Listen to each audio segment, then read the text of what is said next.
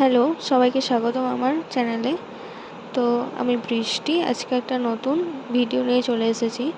তো ভিডিওটা আমি দেখাচ্ছি যে কীভাবে কোচের ব্যাগকে জয়েনিং করব, মানে একটা সাইড থেকে আরেকটা সাইড কীভাবে অ্যাটাচ করব, দিয়ে একটা ব্যাগের শেপ আসবে।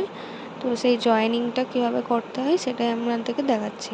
তো আমি এই কোচের প্যাটার্নটার মাঝ বরাবর ভাঁজ করে নিয়ে ওই এন্ড দুটোতে আমি দুই দিকে দুটো হাতল করে নেব, আর এই কোনটা সাইডটাই এভাবে আমি অ্যাটাচ করব।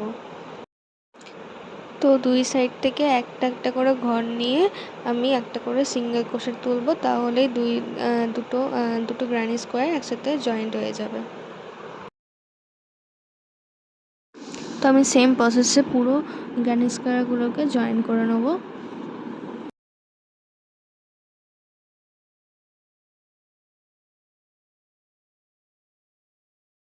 এখানে সিঙ্গেল ক্রোশেট তো মানে সিঙ্গেল ক্রোশেট করা আছে একটা মানে চেন আর কি। তো এটার পরে হচ্ছে আমি এই ঘরগুলোতে একটা একটা করে সিঙ্গেল ক্রোশেট করব এইভাবে।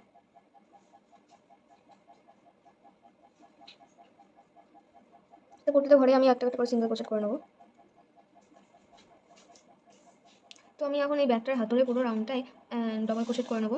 আমি প্রথমে মিডিল বরাবর একটা চেন করে নেব, প্রায় চেনটা 80টা মতন 90টা মতন চেন করে নেব, দিয়ে দুটো সাইড আর কি লক করব।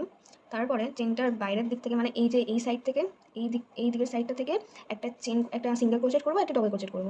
আবার এই সাইড থেকে মানে ভিতর দিক থেকে মানে এই দিক থেকে এই যে ভিতর সাইডটা থেকে একটা সিঙ্গেল ক্রোশেট করব আর একটা ডবল ক্রোশেট করব, দিয়ে পুরো চেনটা ফিল আপ করবো। তো করলে পরে এই ধরনের একটা ডিজাইন তৈরি হবে।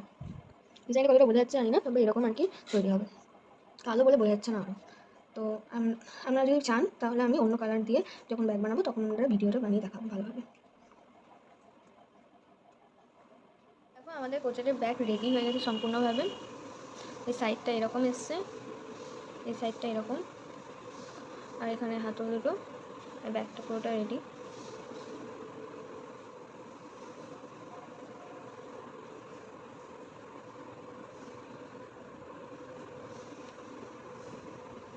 আজকের মতন এইটুকুই, বাই বাই।